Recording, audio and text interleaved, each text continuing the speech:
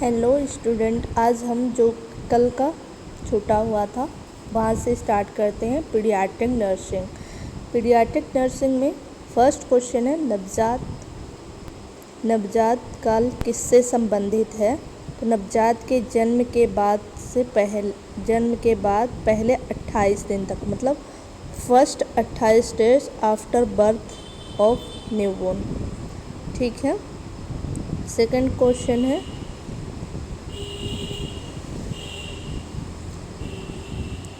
Polio मेरुरज्जु शोध, मतलब poliomyelitis के रोगी को फिजियोथेरेपी प्रदान करना किसका एक उदाहरण है।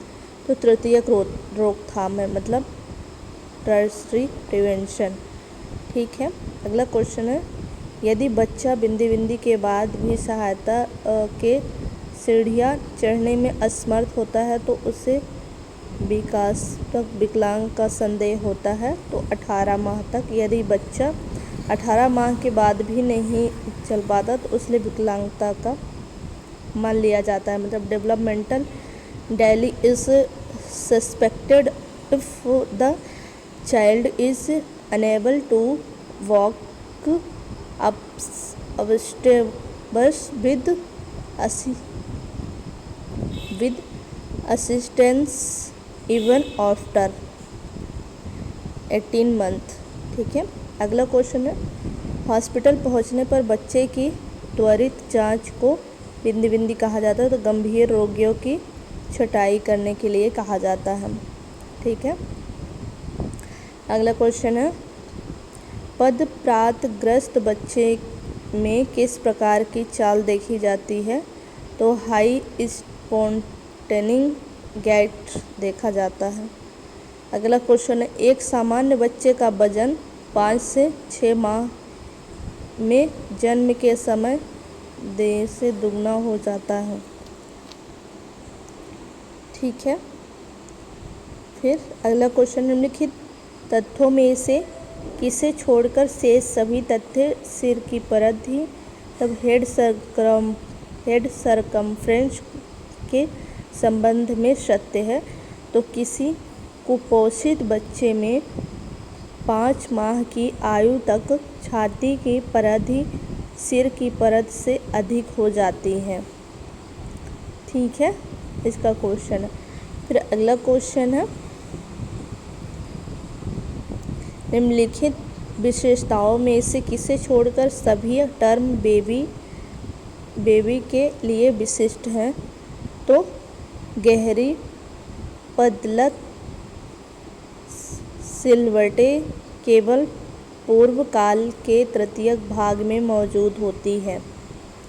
इसका राइट क्वेश्चन है। ठीक है। अगला क्वेश्चन है निम्नलिखित में से कारकों में से किसे छोड़कर से सभी कारकों में नवजात सेप्टिसीमिया का खतरा बढ़ जाता है और इसीलिए प्रत्याशा में इलाज किया जाना चाहिए। तो 5 मिनट अपकार स्कोर 7। ठीक है। अगला क्वेश्चन है बच्चों में स्थायी दांत निकलने का सही क्रम क्या है। तो प्रथम दाढ़, केंद्रीय और पार्श्व तृतीयक, रंध्रक और अग्र दाढ़ तृतीयक। ठीक है।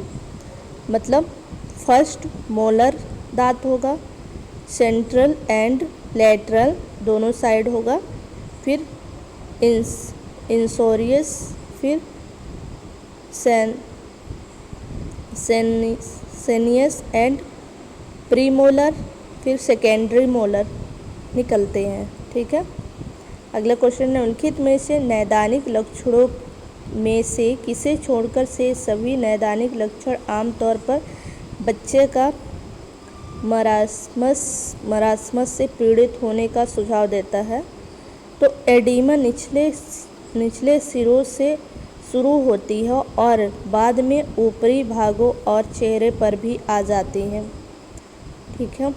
अगला क्वेश्चन है टीकाकरण का संगठन योजना और कार्यान्वयन बिंदी का उदाहरण है। तो स्पेसिफिक प्रोटेक्शन होता है इसका, ठीक है, विशिष्ट सुरक्षा। अगला क्वेश्चन है, जन्म के समय दिए जाने वाले टीकों में बिंदी बिंदी को छोड़कर शेष सभी टीके शामिल होते हैं।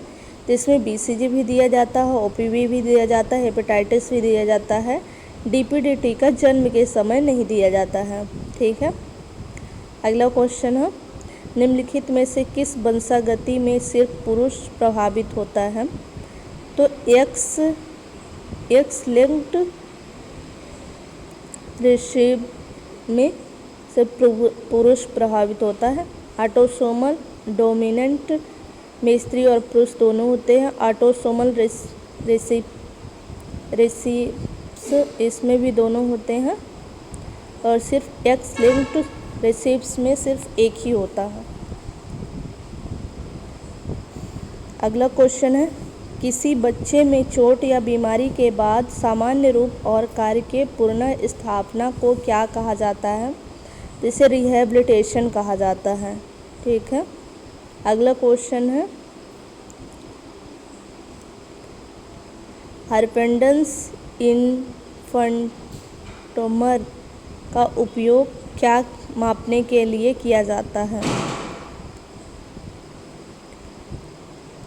हर्पेंडन इन्फेंटोमीटर का उपयोग क्या मापने के लिए किया जाता है? तो लंबाई मापने के लिए किया जाता है, ठीक है। अगला क्वेश्चन है, यदि कोई बच्चा बिना किसी सहारे के बैठने में सक्षम है, असिस्टेंट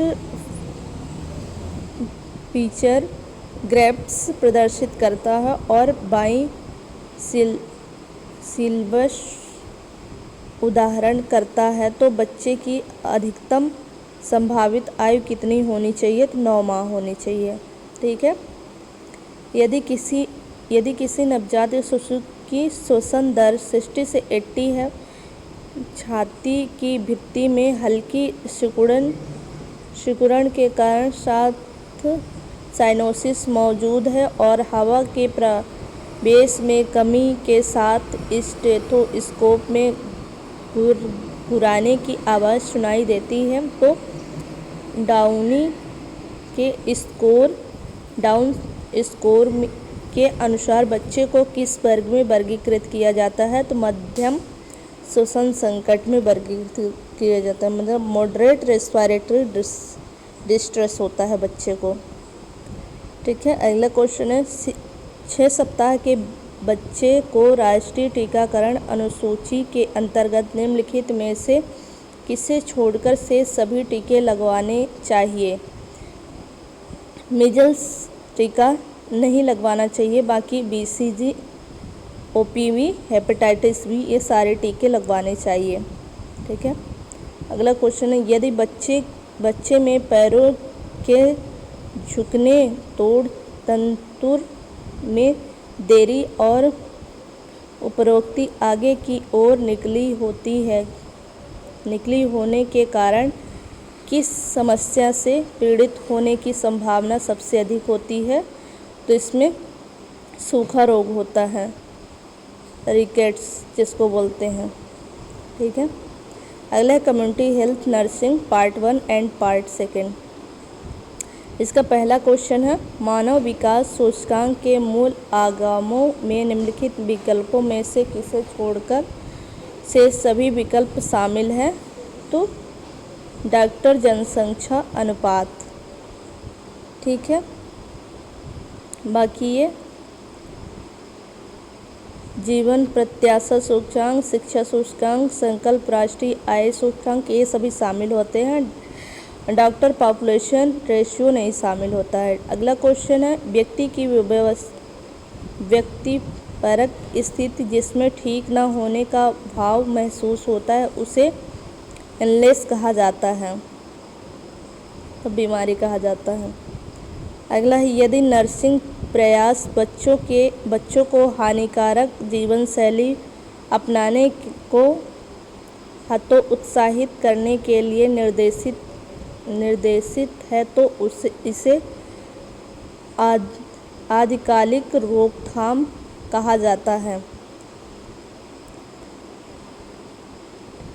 प्रिमोडियल प्रिवेंशन कहा जाता है इसको, ठीक है।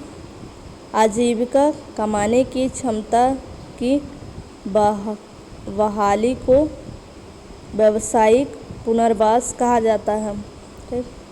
अगला क्वेश्चन है, समुदाय में स्वस्थ रोग समस्याओं में परिणाम का अनुमान लगाने और संभावित उच्च जोखिम वाली आबादी को पहचान करने के लिए उपयोगी सूचकांक प्रचलन है, ठीक है।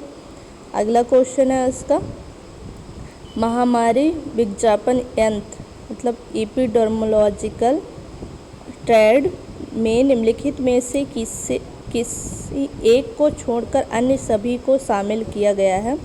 तो डिसीज़ को छोड़कर बाकी सभी को शामिल किया गया है। इन्वायरमेंट, एजेंट, होस्ट ये सभी शामिल होते हैं। यदि नर्सिंग क्रिया किसी रोग की प्रकृति को उसकी प्रारंभिक अवस्थाओं में ही पकड़ लेती है और जटिलताओं रोक देती है तो उसे क्या कहा जाता है? सेकेंडरी प्रिवेंशन कहा जाता है। अगला क्वेश्चन है, यदि व्यक्तिगत गरिमा और आत्मविश्वास को पुनर्स्थापन को क्या कहा जाता है? तो मनोवैज्ञानिक पुनर्वास कहा जाता है। अगला क्वेश्चन है, बीमारी के कारण के बीच संबंधता सामर्थ्य सापेक्ष जोखिम होती है, मतलब रिलेटिव रिस्क होता है। ऐसे जीवों को संक्रमण जो आमतौर पर हानिकारक होते हैं लेकिन जब शरीर की प्रतिरक्षा सुरक्षा कमज़ोर हो जाती है तो रोगजनक बन जाते हैं, जिन्हें क्या कहा जाता है? तो जिन्हें अवसरवादी संक्रमण कहा जाता है, मतलब ऑपॉर्चुनिस्टिक इन्फेक्शन कहा जाता है।